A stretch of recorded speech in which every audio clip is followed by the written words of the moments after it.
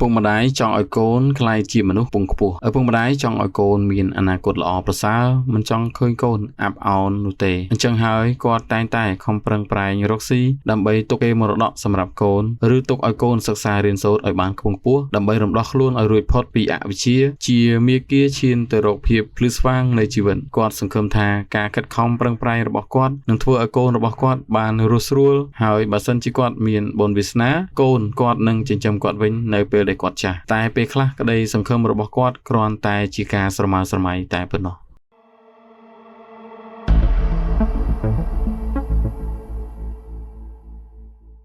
សួស្តីបងប្អូនទាំងអស់គ្នាអញ្ចឹងយើងវិលត្រឡប់មកជួបជាមួយនឹងខ្ញុំបាទម្ដងទៀតជាមួយនឹងសាច់រឿងថ្មីសម្រាប់សាច់រឿងក្នុងថ្ងៃនេះគឺមានចំណងជើងថាកូនជាលោកកាយមួយអញ្ចឹងកូនជាលោកកាយមួយចង់ដឹងថាអត្ថន័យនៃសាច់រឿងនេះមានន័យយ៉ាងណាតោះបងប្អូនទាំងអស់គ្នាយើងចូលទៅស្ដាប់សាច់រឿងពេញទាំងអស់គ្នាប៉ុន្តែមុននឹងចូលស្ដាប់សាច់រឿងពេញសូមបងប្អូនទាំងអស់គ្នាមេត្តាជួយចុច Subscribe Channel របស់ខ្ញុំបាទម្នាក់មួយផងណាតោះយើងចូលទៅស្ដាប់សាច់រឿងពេញទាំងអស់គ្នាពូគាមិញយ៉ាជាអ្នកមានមធ្យមនៅស្រុកស្រែតែគាត់មានទស្សនៈខ្ពស់ចំពោះការសិក្សាគាត់បានបដិញ្ញាថាទោះជាគាត់ក្រក៏ត្រូវឲ្យកូនរៀនសូត្របានខ្ពង់ខ្ពស់ដែរគាត់មានកូនប្រុសតែមួយគត់ឈ្មោះរិទ្ធីហើយរិទ្ធីគឺជាសំណពចិត្តស្មើជីវិតរបស់គាត់តែម្ដងគាត់មិនឲ្យកូនធ្វើអ្វីទាំងអស់ឲ្យកូនរៀនតែមួយមុខគត់រិទ្ធីជាកូនប្រុសប្រកបដោយកន្លងធម៌គ្រាន់តែទម្រើសបន្តិចតែមិនដែលធ្វើអ្វីឲ្យឪពុកម្ដាយខ្វល់ខ្វាយចិត្តឡើយឯការរៀនសូត្រវិញក៏ទទួលបានចំណាត់ថ្នាក់ល្អជាប្រចាំដែរពូគាមិញយ៉ាតែងតែអួតពីកូនរបស់ខ្លួនដោយមានមោទនភាពប្រាប់អ្នកដទៃ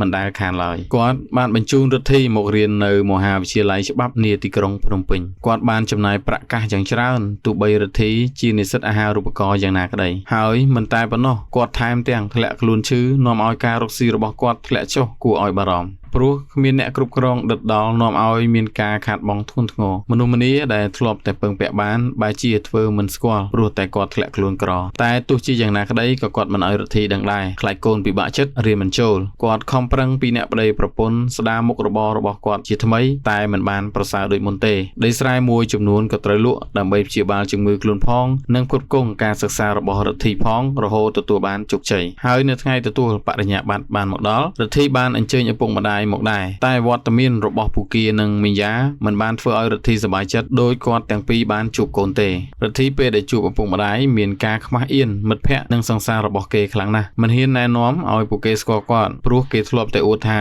ឪពុកម្ដាយរបស់ខ្លួនជាអ្នកមាននៅស្រុកស្រែតែថ្ងៃនេះបែរជាធ្លាក់ខ្លួនស្លៀកពាក់ខោអាវចាស់ៗចូលរួមកម្មវិធីដ៏ពិសេសវិសាលនេះទៅវិញរិទ្ធីបានបន្ទោសឪពុកម្ដាយថាពុកម៉ែអត់មានកៅអៅថ្មីស្លៀកពាក់ទេឬបានជាស្លៀកពាក់តែងខ្លួនរបៀបអ្នកស្រែមកអញ្ចឹងខ្ញុំខ្មាស់គេណាស់អត់មើលគេទេថានៅទីនេះសម្បូរតែអ្នកមានទៅដូរវិញទៅពូគាស្ងាត់មាត់ដូចគេចុកឆ្អែតនឹងសម្ដីកូនមិននឹកស្មានថាកូនរៀនបានខ្ពង់ខ្ពស់ដល់ថ្នាក់នេះហើយបែរជាមកដៀលខ្លួនដែលតែងតែខំទៅត្រុកទាំងយប់ទាំងថ្ងៃទាំងឈឺទាំងជាមិនឈប់មិនឈរព្រោះតែការសិក្សានិងអនាគតរបស់កូនឯមីយ៉ាតបទៅកូនវិញថាអោកូនកុំខឹងអីបើកូនខ្លាចខ្មាស់គេព្រោះតែម៉ែពុកក្រស្លៀកពាក់មិនស្អាតបាតចាំម៉ែពុកទៅវិញក៏បានដែររិទ្ធីមិនតបអ្វីទាំងអស់ព្រោះបើគាត់នៅមានតែនាំឲ្យខ្លួនខ្មាស់គេថែមទៀតគាត់ទាំងពីរក៏ដើរចាក់ចេញទៅហើយត្រឡប់ទៅស្រុកវិញទាំងហួចចិត្តមិននឹកស្មានថាកូនខ្លួនខ្លាចជាមនុស្សជ្រលើសបើសរបៀបនេះសោះការសង្ឃឹមថានឹងទទួលបានកិត្តិយសពីកូនបែរជារលាយសាបសូន្យនិងទទួលបានការខ្មាស់អៀនយ៉ាងខ្លាំងទៅវិញតាំងពីថ្ងៃនោះមកជាច្រើនឆ្នាំហើយ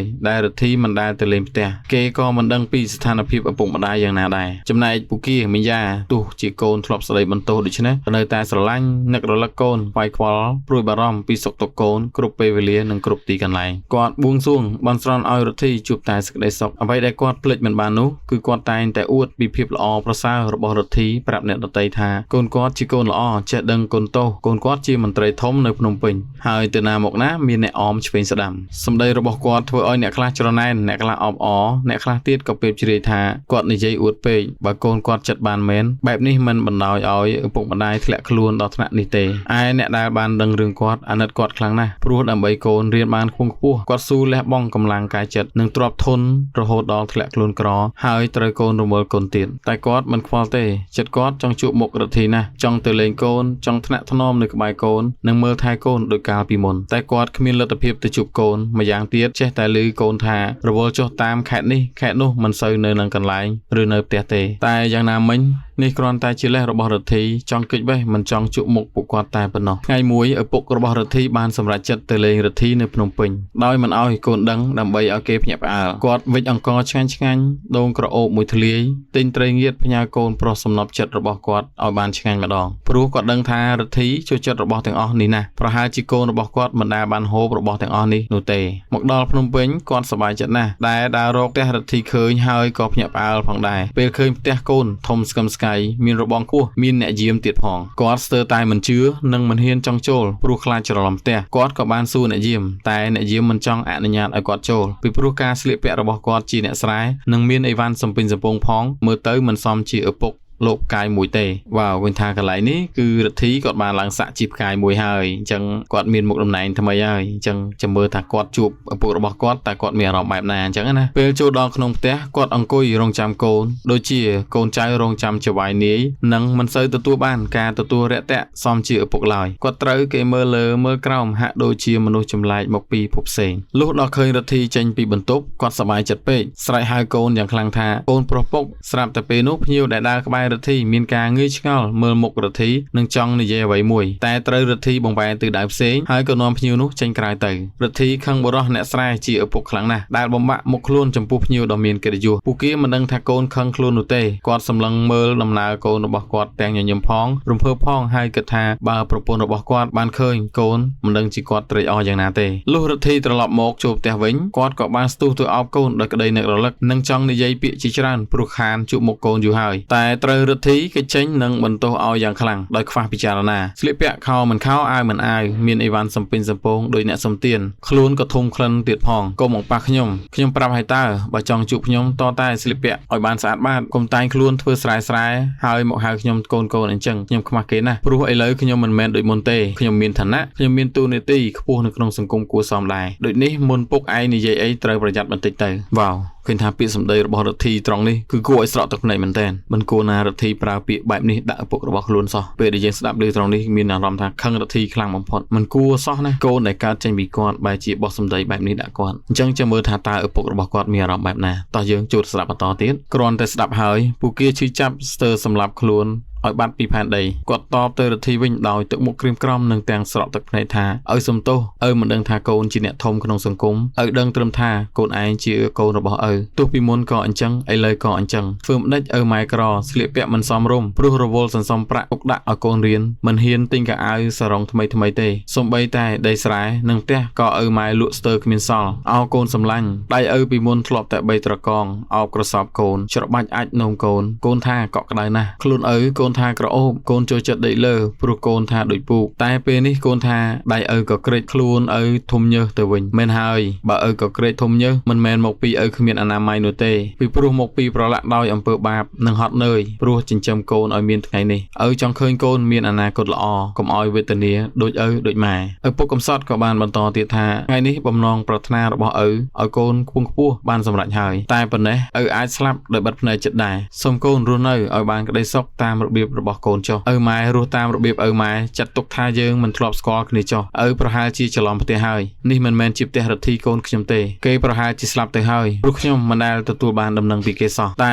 ប្រសិនបើគេនៅរស់ខ្ញុំចង់ឲ្យគេឮពាក្យមួយដែលនៅក្នុងចិត្តរបស់ខ្ញុំថាឪម៉ែរីករាយត្រេកអរណាស់ពេលឃើញកូនខ្ពង់ខ្ពស់មានយសមានស័ក្តិឪម៉ែស្រឡាញ់កូនណាស់ទោះកូនជាអ្នកណាក៏កូននៅតែជាកូនរបស់ឪម៉ែដដែលមិនអាចផ្លាស់ប្ដូរទេនិយាយរួចគាត់ក៏ដើរចេញទៅដោយមិនងាកក្រោយគាត់ឈឺចាប់និងខកចិត្តមិននឹកស្មានថាកូនសំណប់ចិត្តមានបានភ្លេចខ្លួនភ្លេចទាំងអ្នកមានគុណដែលខិតខំប្រឹងប្រែងចិញ្ចឹមឲ្យមានថ្ងៃនេះទេគាត់ដើរដូចគ្មានវិញ្ញាណនឹកដល់សម្ដីកូនដែលដៀលថ្មេះខ្លួនក៏សម្រេចចិត្តសម្លាប់ខ្លួនឯមីយ៉ាក្រំគ្រាចិត្តនឹកប្តីផងឈឺចាប់នឹងកូនផងក៏ធ្លាក់ខ្លួនឈឺរហូតដល់ស្លាប់ដែរវ៉ាវឃើញថាសាច់រឿងនេះរដ្ឋីគឺជាមនុស្សម្នាក់ដែលខូខើនិងអកតញ្ញូជាទីបំផុតហ៊ាននិយាយចឹងណាព្រោះរដ្ឋីហាក់ដូចជាមិនបានដឹងពីកំហុសរបស់ខ្លួននោះទេហើយសាច់រឿងនេះខ្ញុំក៏មិនមានអីបញ្ចូល ចូលបន្ថែមទៀតដែរខ្ញុំសង្ឃឹមថាបងប្អូនអរគ្នានឹងយល់ហើយកុំធ្វើតម្រាប់តាមរដ្ឋាភិបាលសោះអញ្ចឹងទោះបីជាយើងទៅជាយ៉ាងណាទៅជាបែបណាមានបានខ្ពង់ខ្ពស់មានយុះយ៉ាងណាក៏យើងមិនគួរភ្លេចអ្នកមានកូនដែរហើយសម្រាប់គំនិតពិចារណានៅក្នុងសាច់រឿងនេះផងដែរ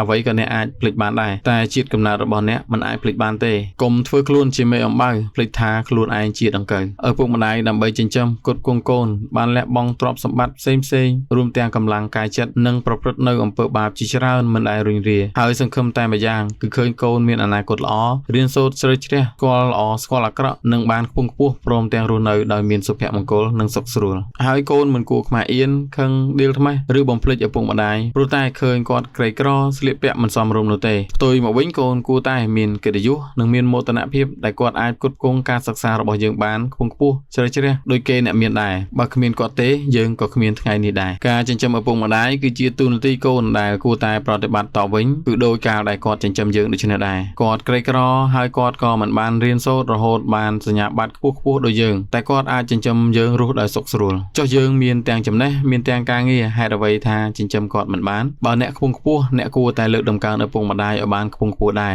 ត្រូវផ្ដល់តម្លៃនិងក្តីស្រឡាញ់ដោយគាត់ផ្ដល់ឲ្យអ្នកនោះជីវិតនេះអ្នកនឹងជួបប្រទះតែភាពល្អប្រសើរទឹកភ្នែកឪពុកម្ដាយជាមហាសមុទ្រដែលមិនអាចហាលឆ្លងផុតរបស់ទ្រព្យបាត់បង់អាចរកវិញបានប៉ុន្តែឪពុកម្ដាយបើបាត់បង់ហើយគឺបាត់បង់មួយជីវិតដូច្នេះមិនត្រូវប្រព្រឹត្តនៅទង្វើណាដែលនាំឲ្យមានភាពសៅហ្មងដល់គាត់ឡើយព្រោះវាអាចនឹងនាំឲ្យអ្នកជួបនៅសេចក្តីវិនាសនៅថ្ងៃណាមួយជាក់ជាមិនខានហើយសម្រាប់សាច់រឿងនេះគឺមានពាក្យស្លោកមួយដែលគេបាននិយាយថាកុំតបស្នងសងគុណឪពុកម្ដាយដោយការថ្មេះតេះដៀលដែលនាំឲ្យអ្នកខ្លាចជាកូនអកតញ្ញូអញ្ចឹងសម្រាប់រឿងមួយនេះឃើញថាវែងណាស់ហើយខ្ញុំក៏មិនមានពាក្យអ្វីដើម្បីបញ្ចូលទៀតថែមដែរអញ្ចឹងអរគុណច្រើនបងប្អូនអរគ្នាសម្រាប់ការតាមដានស្ដាប់សាច់រឿងមួយនេះតាំងពីដើមរហូតដល់ចប់អរគុណច្រើនជម្រាបលាបាយបាយជួបគ្នាវីដេអូក្រោយ